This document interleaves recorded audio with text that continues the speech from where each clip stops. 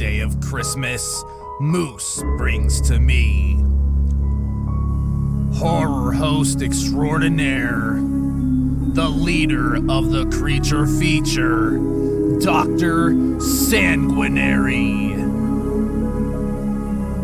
Welcome, Horror Hounds, to another installment of the 13 Horrifying Days of Christmas. I'm your host and gift giver, Moose.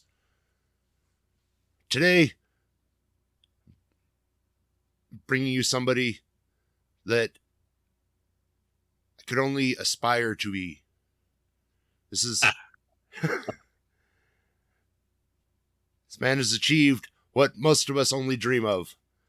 Which is nothing. Please welcome horror host extraordinaire, Dr. Sanguinary. Hello, boys and girls, and the crowd goes wild. They're all screaming, and the kids are hoping that they're going to get a half day off of school or something because of this, but no such luck, my little friends. You're just going to have to wait for 500 feet of snow to hit Omaha, like it usually does. Even then, you don't get a day off anymore now. It's all virtual. Oh, that's right. The little punks. They're going to be better educated than we were. It might be worth something. But so, what's up, Doc? Oh, I've always wanted to say that. Nothing much. Just been busy. We're doing the show up in Minneapolis on the CW. So that's doing okay, I guess. We went out to a NerdCon up there. The show had been on for a couple of weeks and was surprised to run into a lot of people that remember the show from when it was down in Davenport, the Quad Cities. And there were a couple of people that were there from Omaha that were like, hey, we're friends of this nurse or that nurse or whatever. Just tell them we were up here, and we said hi. And then we had a couple of people that said, hey, we saw your show. You're really weird. Good luck with it. And I'm like, okay. So, we're busy doing that. And we got a couple of other little things up our sleeves because, we're not getting any younger. And we've been doing the show for well over 10 years. So we're looking to market ourselves to some larger entities. So we've got the ball rolling on that. And it's been a case of, it's not what you know, but it's who you know. So that old adage rings true for the entertainment business, even for people in my low standards here, because, there's people with puppet shows and even mimes that are doing better than us. So I figure we got a crack at this. Just got to crack that nut, man. Oh, yeah. We'll get there. It's one day at a time. So what do you want to talk about today, my friend? Because I know nothing about everything. Well, you mentioned that, you've been doing your show a little over 10 years, but Sanguinary's been a staple in, like, a household name in Omaha for, like, 5 decades now. Oh, this sounds like a perfect opportunity for me to plug my book. All right. So, as many of you out there know, or maybe you don't, I penned a little book, about 460 pages, called the Dr. Sanguinary Scrapbook. So I had started this way back in, 2009, I think. And I finished it in 2018, maybe. Boy, my mind boggles me with this. But 460-page big giant biography of John Jones, the original Dr. Sanguinary, from his birth all the way up until his untimely passing. And it's got everything in there that you could possibly want to know about the man and creature feature and how it was formed and why they did things the way they did and all the stuff that happened. And it's basically loaded with a ton of pictures because I got to call the entire collection of the Jones family.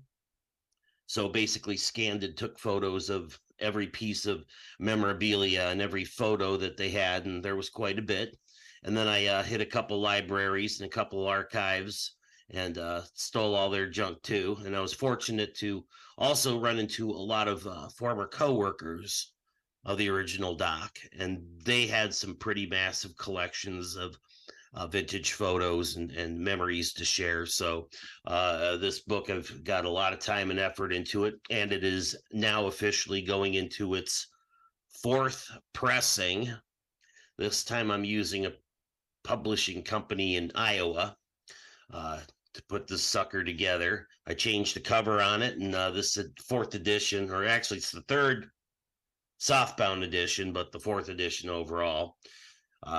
There's a couple of changes to it. I've fixed a couple of little errors, and I've flipped some photos around to add some new stuff to it, to freshen it up a little bit. But if you are a fan of the original Doc and grew up in the 1970s watching Creature Feature and Creature Double Feature, you will thoroughly enjoy this massive tome, because it even comes with a DVD with Creature Feature Volumes 1 and 2, which, like the book, I spent hours and days and years of my life tracking down all the surviving footage of John's Creature Feature show, and it comes to about 2.5 hours worth of stuff that survived from this guy and his career, which is a shame. But you know, the studios can't keep everything.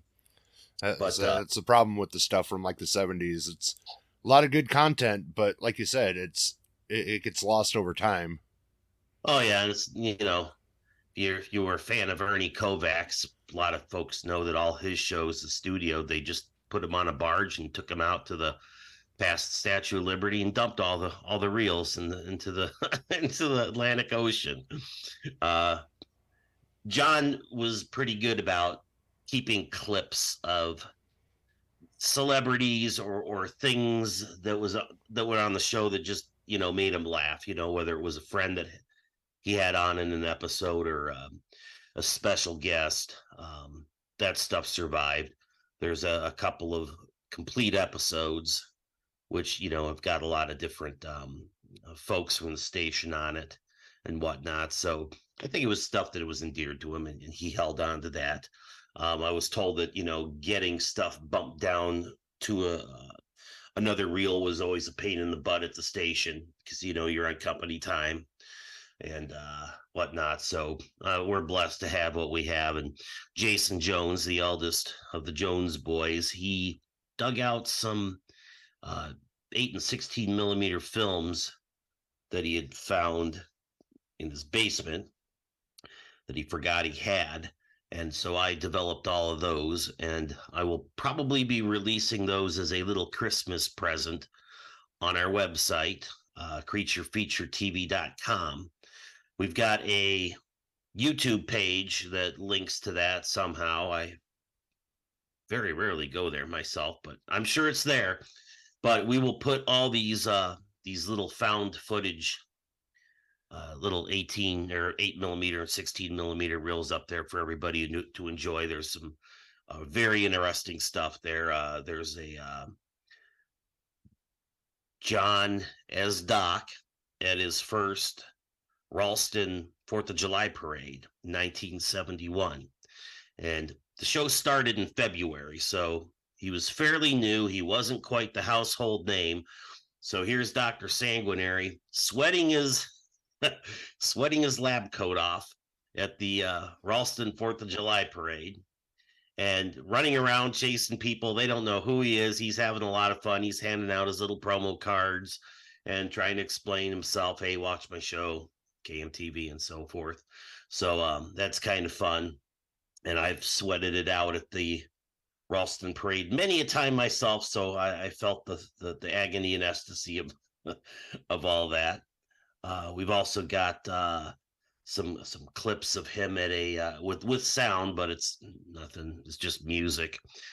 He was at a Jerry Lewis MDA convention on the West Coast with all the other kid show hosts who were involved with the MDA Carnival Kit program.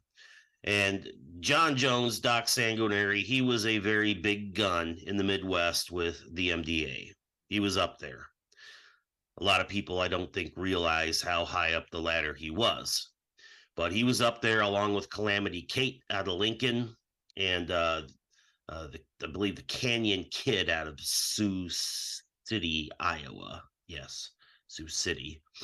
So they were the big kids show hosts, and they were the ones that were in charge of making the wheels roll for the carnival kit programs, which of course Doc had the Spookorama kit program, which was ridiculously successful in the 70s, and most kids have fond memories of at least sending away for the Spookorama packet.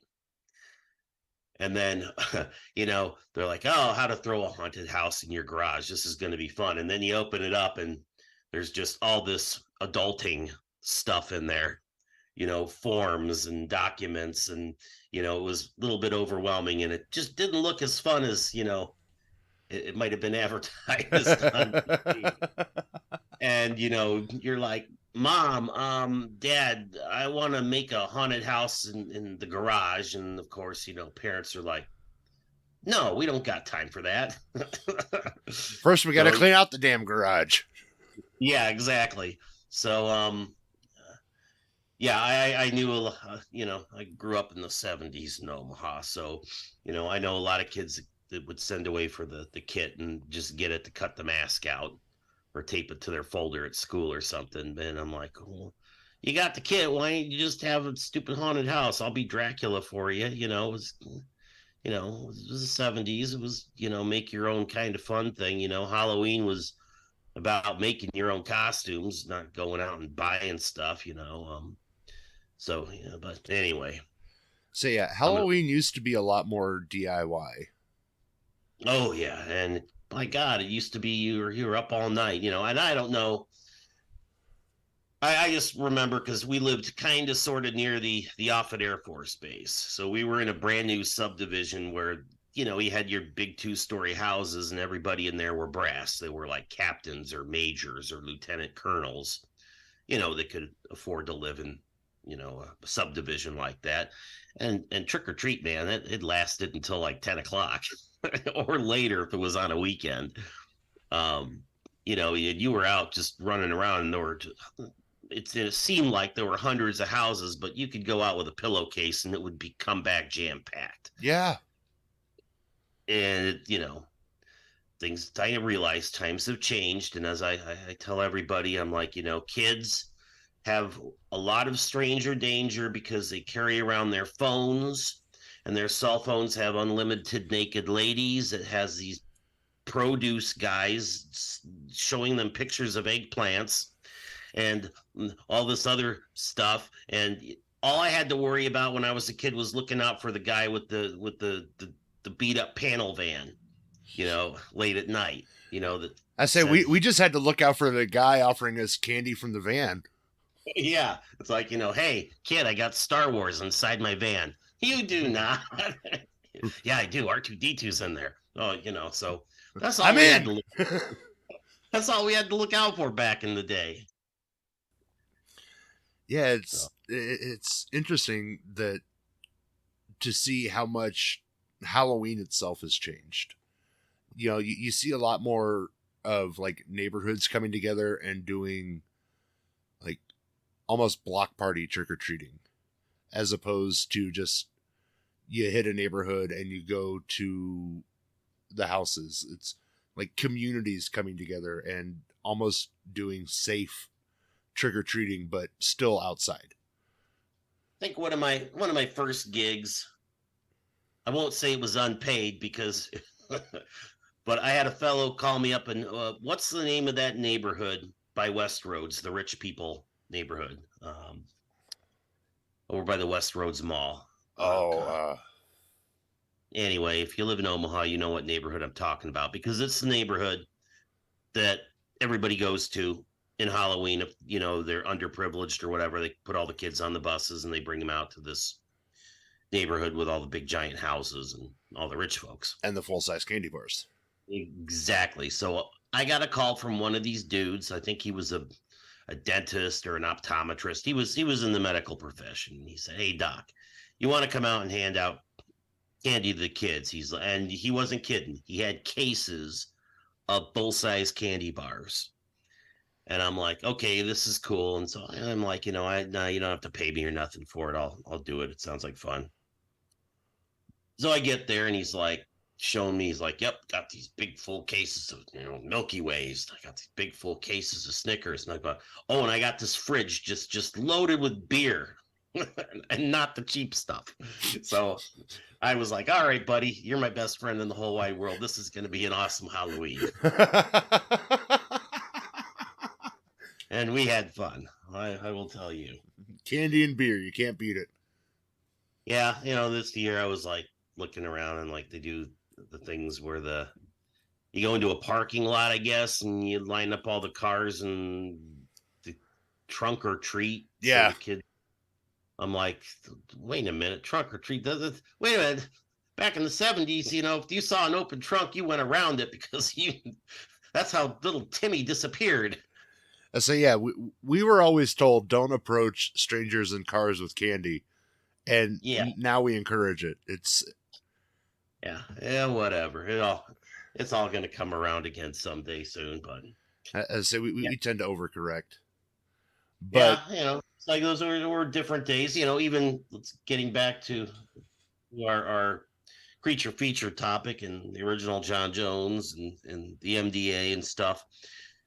So you had the big Labor Day telethon every year.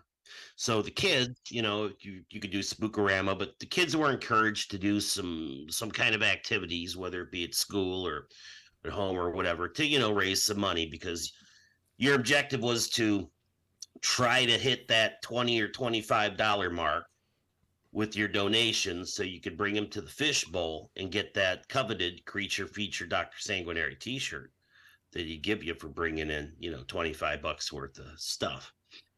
And those shirts were made on the cheap. They were just one screen pulls. And, police officer friend of Doc's made him in his basement and stuff. So I'm gonna guess the TV station, some other folks, threw in the money to get the shirts or whatever. But the kids would go out and do things. But back then, you could knock on doors and collect money for MDA or trick or do the. I don't know why they tried to do this, but every year they had people come and trying to get you to trick or treat for UNICEF. And I'm like, what? I'm not going to walk around shaking a can looking for dimes. I want candy, you SOBs. But you could go door to door and do your looking for donations and stuff. And of course, these days that's a pretty bad idea. But different days. So how did you get started as Doc? Oh, well, I started working on the book. So obviously I was working with the Jones boys, Jason and Josh and stuff. And it kind of came up that I've been in graphic design and production for a gajillion years. So I said, hey, I could probably reboot this show. Like I said, I've been doing production. It doesn't matter if it's television or if it's toy catalogs or whatever. It's all the same. So I kind of put together a couple of demo reels over the course of a year. We went to a charity event in Lincoln, and I met a fellow there that was doing television commercials, and he had a video business on the side, Jason Van Buskirk. So the two of us hooked up and came to some sort of agreement where, he'd shoot and edit it, the thing, and I'd pay him peanuts. And, one thing led to another, and boom, we got the show on the Fox station in Omaha. And, ran that thing for a number of years. There were a couple of times where we tried flipping stations and whatnot. But for the most part, it ran on Fox during its run. And then I wanted to see, this is around 2017, 2018, maybe a little later. I can't remember anything. I wanted to see how well the show would do outside of Omaha. I'm like, okay, yes, people in Omaha, they know who Dr. Sanguinary is. I can be walking down the street at any time of the night or day, and I'll have people honking their horns and throwing their Burger King bags out the window at me and stuff. That's great. Love it. But I wanted to see how well this show would do if it was somewhere else where they didn't know who Dr. Sanguinary was. So I called around, and in the Quad Cities, the NBC affiliates like, we'll sell you some airtime dirt cheap. And they're like, I'm like, okay. And it just happened to be right smack dab in the middle of another local horror host's program on another channel. So they've had a horror host in the Quad Cities for about 10 years or maybe longer. I don't know. And here they're smacking my show right in the middle of hers as far as the time slot goes. And I'm like, okay, that's kind of a dick move, but I can live with it. My show has always been the skit comedy. It's like, here's Doc in the lab, and up something happens, Doc catches on fire and runs up a tree, how are we gonna get him out of the tree and put the fire out, kind of thing, every week. The other host was kind of a talking head, sit in a chair and go blah blah blah. And I'm like, okay, I'm not too worried about what I'm doing. So yeah, we had the show on for the first week. After the first week, and this is when COVID hit, which was a lot of fun. But the show had been on for a week, and I went out there to do a little nerd comic book convention. And COVID had just hit, and they started shutting everything down. Well, the guy running the show is like, to hell with this. We're keeping the show open. Just put a mask on. One of the first people to do that.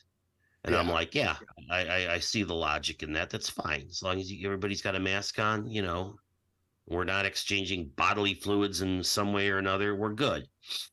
And they even had a bar there. So that was awesome. So I only had to do half my makeup on my face. The other half was a mask. I could sip my beer on the side. But I had people coming in that caught the show, and they're like, oh my God, this is awesome. So I knew it worked. They didn't have to know any of the background or any of the history of the original Doc. I could just do my own thing. The characters are definitely not complicated by any stretch. So we can come on each week, and you don't have to know Dr. Sanguinary's shoe size, or you don't have to know the background story of Larry the Wolfman.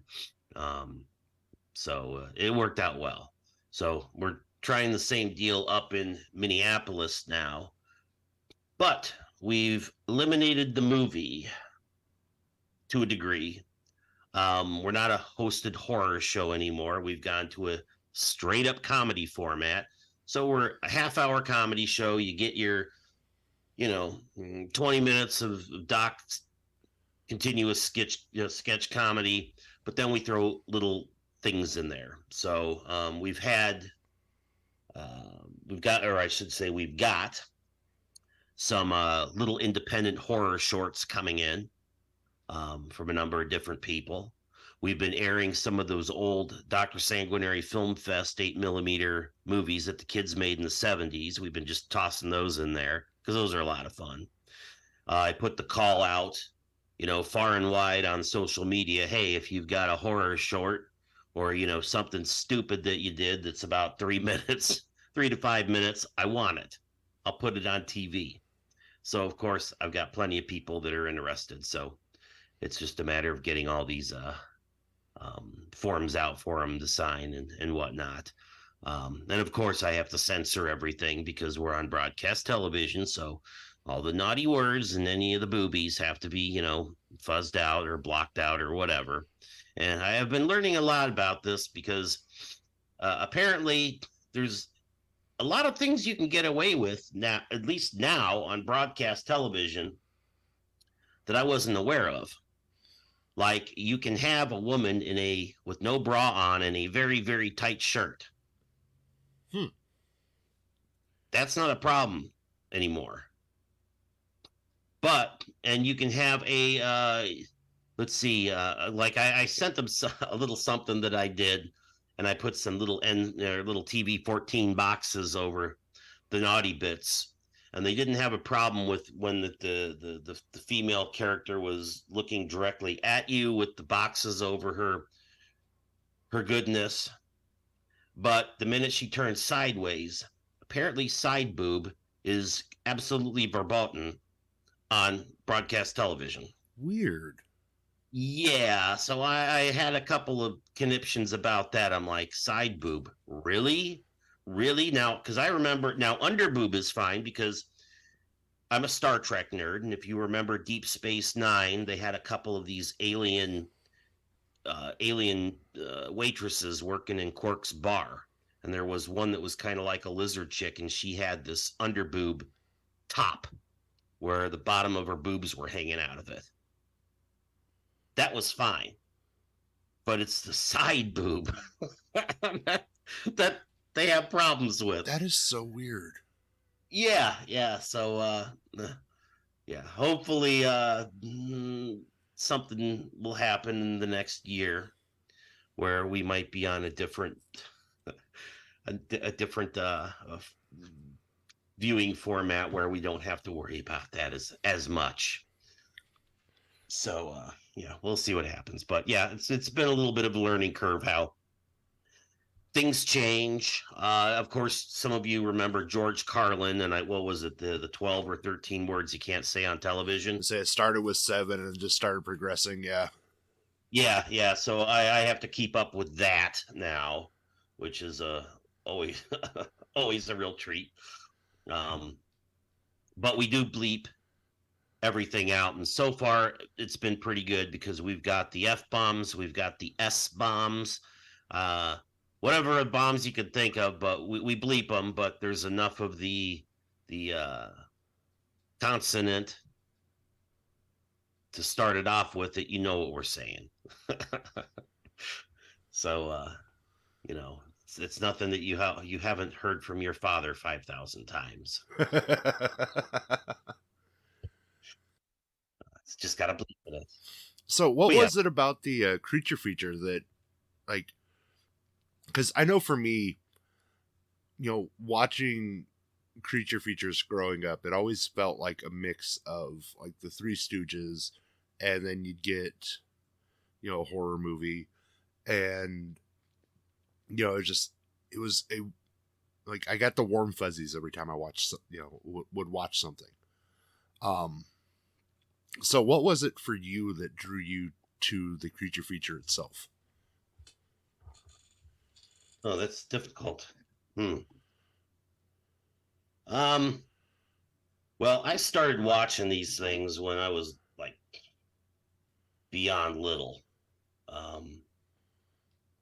Let me think here. Gosh, I had to have been about like 4 or 5 years old, and this is back in Indiana.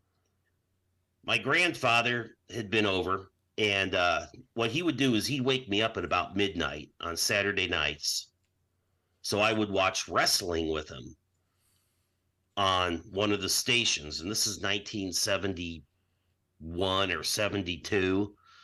Okay. So he'd wake me up and I'd sit there and I don't know where this was shot at. I'm assuming it was out of Indianapolis, but you had all you saw was like the spotlight on this dark ring. You couldn't see anybody in the crowd. But they had all the old wrestlers on there, but this is way before, Hulk Hogan and stuff. But so this is back in the territory days. Yeah. So I mean, a lot of those people were still around or like Andre the Giant and junk. But anywho, so but before this was on, there was a horror show, and the host dressed up like a vampire, and he spoke in prose. And let's see if I can remember. It was Sammy Terry's Nightmare Theater. So, it was same formula every week. He'd come out of his coffin and he had a rubber bat flying around that was his little buddy, and he'd basically speak in rhyme. And he'd have all the crappy public domain kind of movies on there, just garbage. Pure garbage. So I started setting my alarm clock at 5 years old to get up at, 10 o'clock. And for whatever reason, back in the 70s, my parents were asleep, by about 9:30. So I could get up and watch this stuff all the time. I got nailed a couple of times, but they just let me roll with it. And I'd get about Well, it's halfway. not like you were sneaking out. No, I get about halfway through the wrestling and, conk out. But yeah, and then when we moved to Omaha, and that was about 75, the first thing I did was start clicking the channels on Saturday night. And sure enough, I ran across the original Dr. Sanguinary. Now, his show was quite different because here he was, his cut-ins were short. You'd have maybe 5 cut-ins, and at the end of the night, you were lucky if you got like 8 minutes of doc time. But it would kind of, half the time I'd be like, okay, this is funny. I liked it when he did the comedy shtick, and have some sort of little skit. But more so often than not, he would just be looking to screw around and fill time, and he'd have like, the catcher from the Omaha Royals come in. And he'd sit there and talk baseball during half the cut-ins.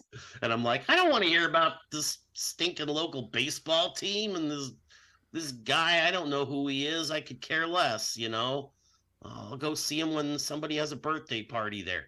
But yeah, he'd have the local politicians and you have the local sports guys. And on a very rare occasion, he'd get the people in that were like at the Westroads Dinner Theater. And then you could say, okay, that's the secretary from Newhart, or whatever. But the thing that I liked about him was he was accessible. So he'd go, hey, kids, I'm going to be at the Hinky Dinky Saturday.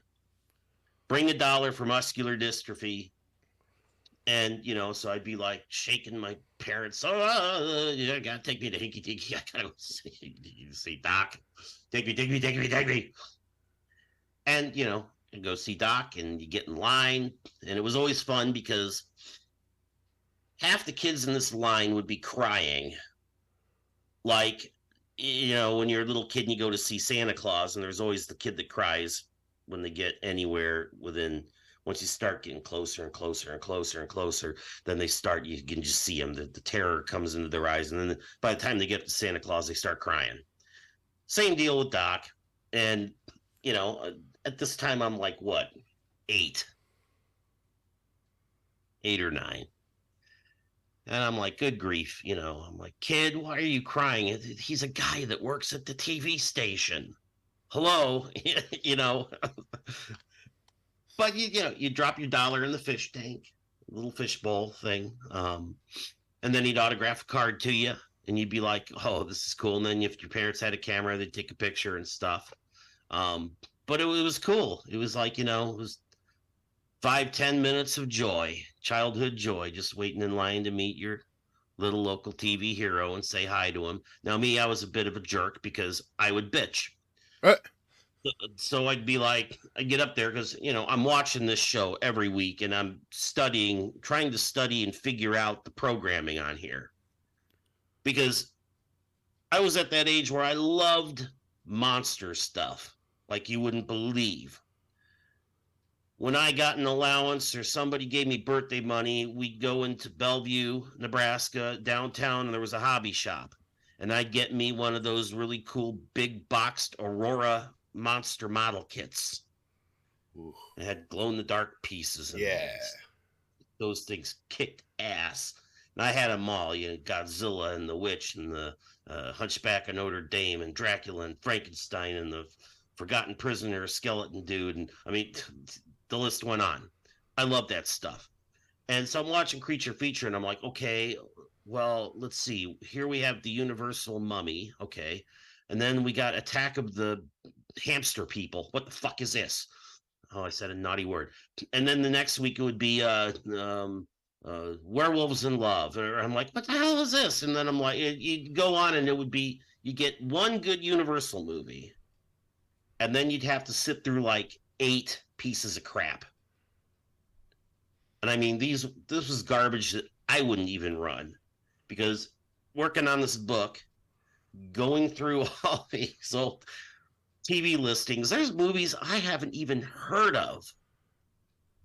Well, And I'm there's, like, I think, 400 public domain horror movies from the black and white era.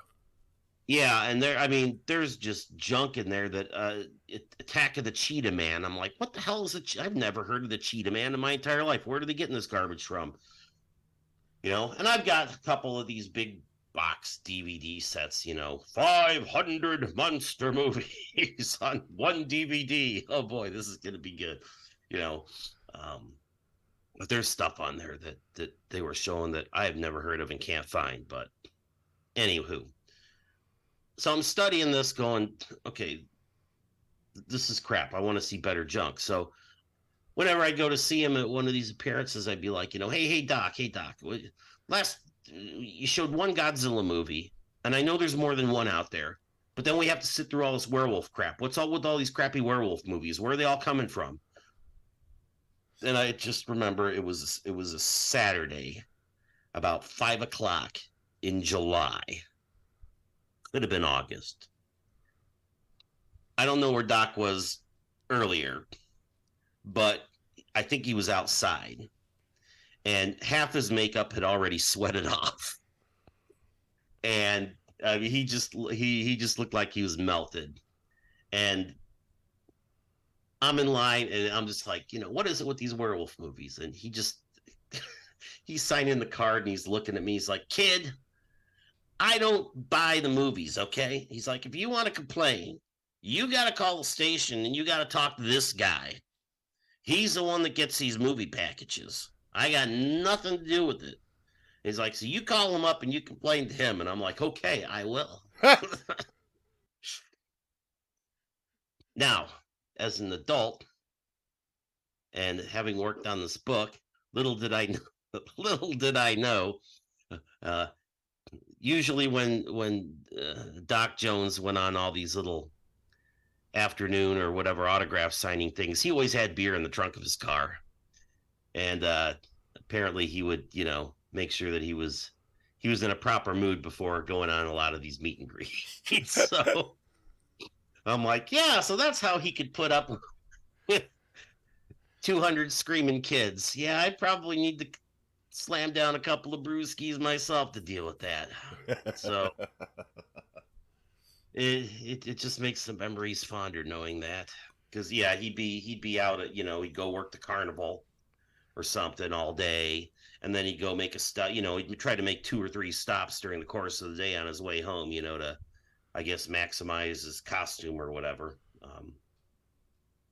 Anyway, yeah. So that's kind of how much fun it was for me. And then, of course, as you get older, and the original Doc, he was on TV for about 10 years. So he had a couple of generations in there. So when he first started, he had the people that were teenagers that were watching him. And then 5 years into that, they're grown up and they're moving away and going to college or starting families or whatever. And then you got the kids that are, under them that were, in junior high or grade school that would grow up and watch him and stuff. So he had some layers going on in there, which, my show too, I've got that. Last fall, I was doing a appearance at a Comic-Con at one of the malls. And I had these guys come up to me and they're like, oh, they wanted to take pictures and they wanted me to sign a bunch of crap and junk. And I'm like, okay, so, and these guys were in their early 20s and they're like, yeah, we grew up watching your show since day one. I'm like, oh, really? So I'm like, here you guys, you started watching it when you were 11 and now you're 21. So that's kind of cool. I'm like, I influenced a generation. But like I said, as I grew older, my family had moved from Omaha in 79. And I, completely lost touch with Omaha and Dr. Sanguinary and Creature Feature. I didn't even know in '88 when Jones died. I wasn't even aware of that. Um, but yeah, we moved to Chicago, and the first thing I did was start clicking channels, and they had Svengoolie. I'm like, all right, well, Svengoolie's show is basically the same show. It's the same show. It's been the same show for 30, 40 years or however long he's been on TV. Mm-hmm. You can set your watch to it. And I'm like, no, I'm done with this. So that was kind of when I said adios, horror hosts, and hello, teenage girls and cars. So that was the natural progression. And I think that's how it typically goes. But yeah. So, if people have had the opportunity to grow up with a TV personality that they enjoy as a kid, I kind of consider themselves to be lucky to have that, because we live in a day and age right now where there's too much of everything. You're hit from all sides of media with just everybody and their uncle, and a lot of these people are grasping out trying to be famous for nothing. So I like my own kid. He's in his early 20s, and he was never much one for the internet or whatever, but I have to call him up and go, okay, so who's this idiot influencer guy on YouTube? And he'll give me the 411 on this. And I'm like, so this guy is basically famous for doing nothing. He's just on YouTube spouting his opinions and smiling a lot. And he's like, yeah, basically. I'm like, oh, well, I could do I that. I'm like, yeah, I can find better things to do with my time. But anyhow, Right. Yeah. So, like I said, it's hard to focus these days on something because, like I said, the horror hosts were very popular at a time where TV was it. You didn't have the internet. You had radio, yeah. You had movies and theater and stuff, yeah. But TV was the king. And when you only had, 6 stations or 5 stations in your city pre-cable, it was pretty easy to become a big local TV star. Oh, absolutely. And even then, the newscasters held a lot of weight and volume with who they were and their TV personalities, because oh my God, when I was a kid, if I saw Carol Scott Davis from KMTV in the mall or at the Kmart, oh my God, I was telling everybody in school it was like meeting Elvis. Mm-hmm. Because I'm like, oh my God, Carol Scott Davis, I saw her at the mall. I think our school, I can't remember the name of the guy, but he was from KETV. They brought in a newscaster for like a career day thing, and I was like in 5th grade. And my God, everybody just peed their pants because I'm like, here's this famous guy that's on TV every fucking day. And it's like, oh my God, this is so cool. Now, it's like, I'm an anchor on TV. Yeah, whatever. Get away from me. So to tie this whole conversation together, as I've been listening to you talk about, the changes in your show and essentially growing your brand and different things like this, I have to ask, have you considered taking your show and doing it live and like doing it on the road? Because you have moved more into the comedy format. That's how we started, was live. Creature Feature Live was a monthly thing for the first year of our existence. So we started out at Exarban Theater for, I think, our first 5 or 6 shows. So it was the last Saturday of every month. And we'd show like a really cool movie like King Kong or Psycho, or it was something good. And then we had our lab set up there, and we ran it just like the TV show. I'd come out, do an introduction, we'd start a skit, Then I'd say, all right, let's watch the movie. To watch the movie, about 15 minutes later, we boom, stop the projector, turn the little front lights on, and we go back into the skit. So it was just like watching the show, but live. Did that for a couple of reasons. A, I wanted to build up a staff. And I told these people, I don't have any money to pay folks. Sorry, I'm like, we're running on fumes here. But, through that, I met this guy, or I met that guy, or that guy, or this guy. And in the end, they ended up staying. And most of the people that are with the show now have been with us since, day 2, I'll say. Long time. We've had people come, we've had people go, we've had people come back and then go and then come back again and go. The door's always open, but we started out live before we did the TV show. So a lot of that first season of our TV show were episodes that we already did live. So I knew that the jokes and the gags and all the other crap worked. We are looking to probably going back to trying this. Things have changed with movie theaters, unfortunately. If you can find one, because movie theaters are going out of business left and right.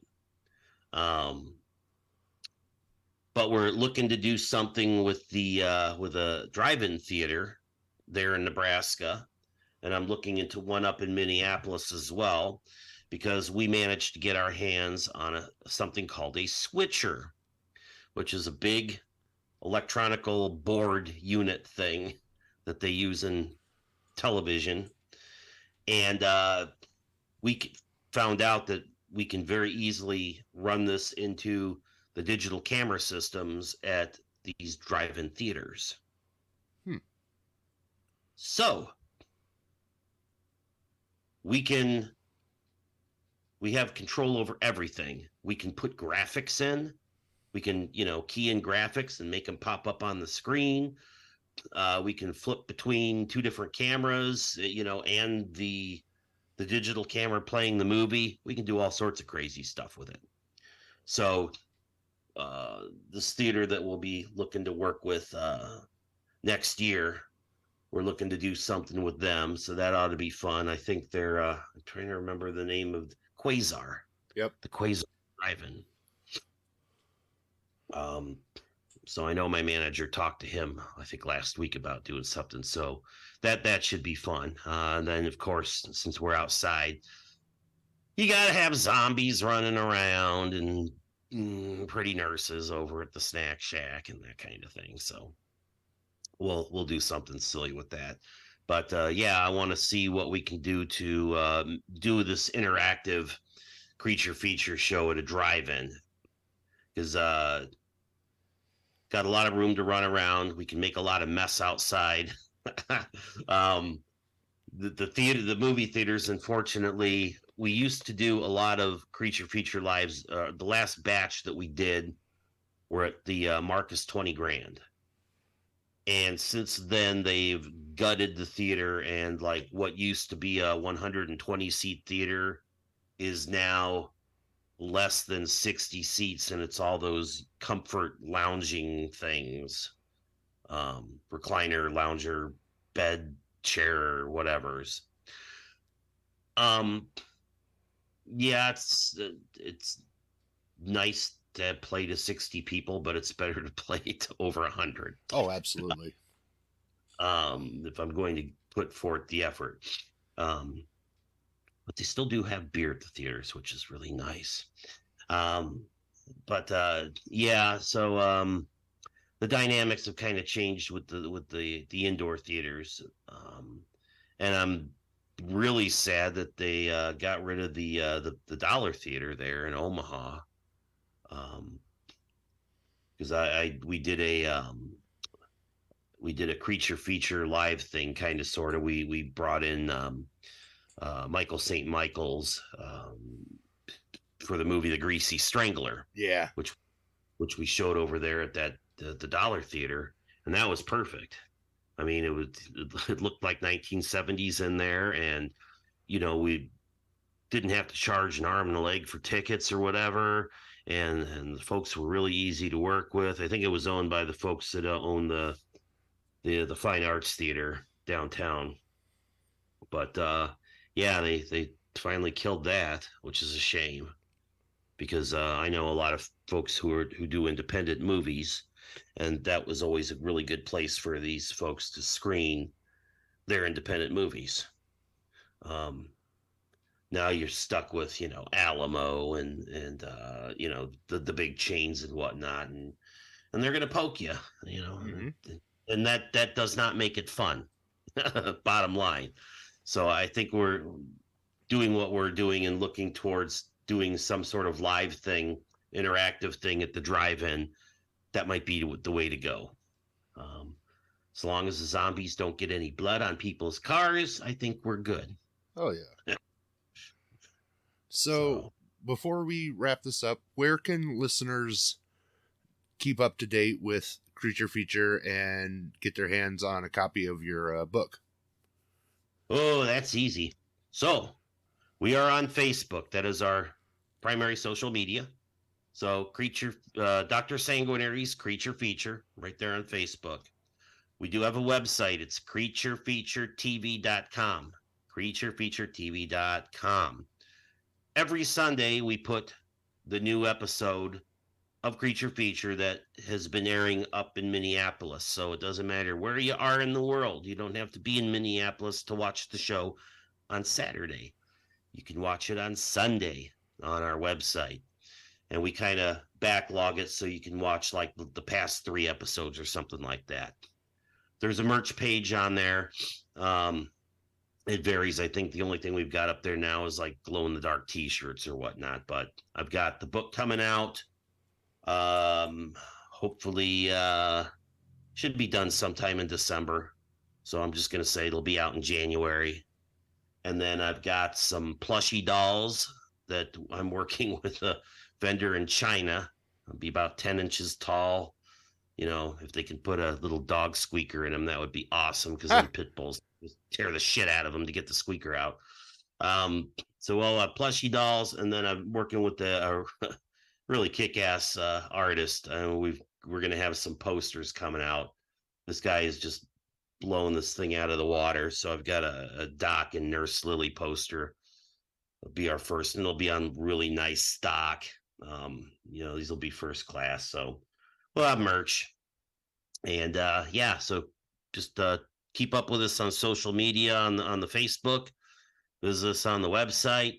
I do make appearances. We're still shooting the show in Omaha, so I'm in there, 3 times a month. But I've got some appearances. I'll probably do a book signing appearance. There's a new bookstore that opened up in Plattsmouth that I want to go check out because I believe it's just science fiction and fantasy books.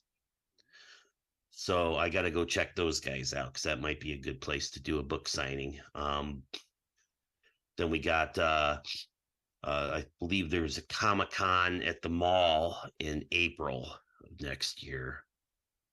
It's in the spring, so I'll probably be out at that too. So, and then we've got the drive-in thing coming. That'll probably be in the summer.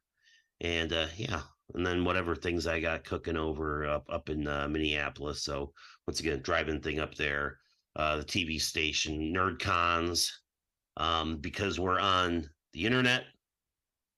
I can get a little more territorial with the Nerd Cons, so I might do a couple in Des Moines this year, just because hey, you can watch us online. Plus, there's plenty of people in Des Moines that used to live in Omaha and stuff, and know what we do. So, Listeners, I'll post those links in the episode description for easy access. And if you want to find me and other great podcasters, head over to electronicmediacollective.com. Or if you're just looking for me, you can find me on Facebook, Twitter, and now YouTube at Moose Media Inc. Just look for the Moose. Doc, this has been fun. well, I'm glad you could take some time and have me on. Because, I'm getting up there in age. I'm old, and I've lived this lonely life in my mansion with all these hottie nurses and Igor. So, everybody tends to forget about the elderly.